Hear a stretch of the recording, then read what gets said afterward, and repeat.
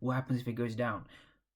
Correct. It could go down, and that's called a loss, and that's fine. But the way we kind of mitigate them and reduce how many times it happens is by looking at this. So, can you see this candle here, right at 10:15 EST? It was a red candle, which actually gave this the confirmation, right? The reason why is because of this. This candle was there was a huge amount of aggressive sellers. What's also interesting is I know you can't see it here; the numbers are tiny, but there's a finished auction here at the bottom.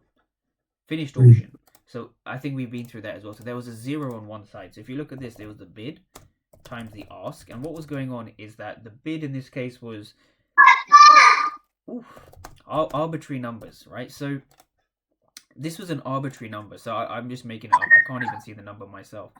But what's going on is when you have a 0 on one side, this is basic knowledge for everyone.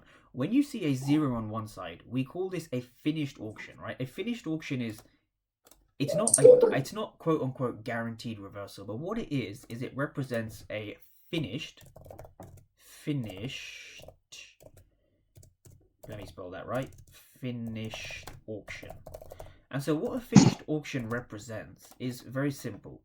When you see a 0, it means that the market is no longer interested in trading at that price. So what you want to do is a 0 means a finished auction, means that there's no battle, there's no auction between the aggressive sellers, which is the bid, and the aggressive buyers, which is the ask. You don't see that battle, that auction.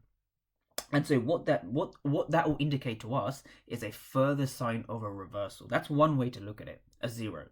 Another way to look at it is more literal, right? Think about the definition of a bid and the ask. A bid represents aggressive sellers. The ask represents aggressive buyers. So if you see a 0 on the ask side, and this is hopefully this Sandeep answers your question. Boom. So if you see a 0 over here and then you see a strong break, I don't like to use the word strong break because I don't think that means anything without this.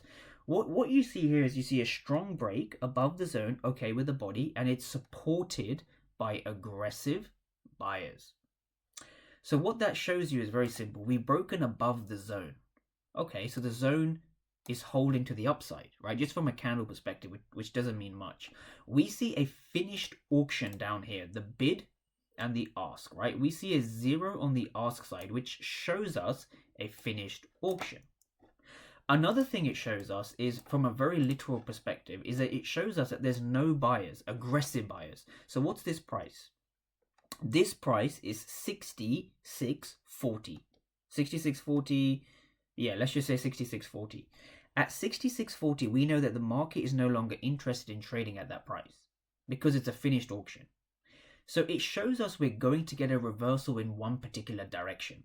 So a finished auction increases the likelihood of a reversal or a rejection, or whatever you want to call it, a sweep or whatever they call it, right, in ICT terms, which I don't want to get into because we haven't got any ICT traders here.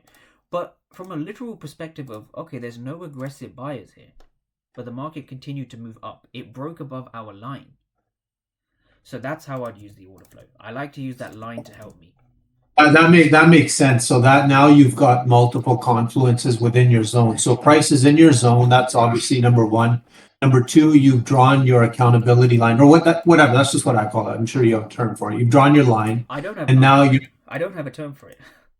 Well, that's fine. I mean, I'm just trying to help myself. So anyway, so then you see that the initial down candle there with aggressive sellers. So now you're really interested, and then you see the completed auction, and then a complete reversal with the rejection with price pulling up, and then you got your entry. That makes total sense. That makes complete sense. And so the whole thing is where, what, which is I guess this red line, and why, which is there. That's it. But then this trade was awesome because it filled the gap, which is the main point of this. So now when we look over today, I also want to hand over to my friend Oscar, who's going to go over some forex stuff as well. But then, if he's still here. Of course I am. Of course, man. Of course he's not going anywhere. It's late. I'm not going anywhere. It's midnight for me. Oh, yeah. I just gotta be up by 7 tomorrow because London is 1 hour earlier now than usual. But yeah, that's fine.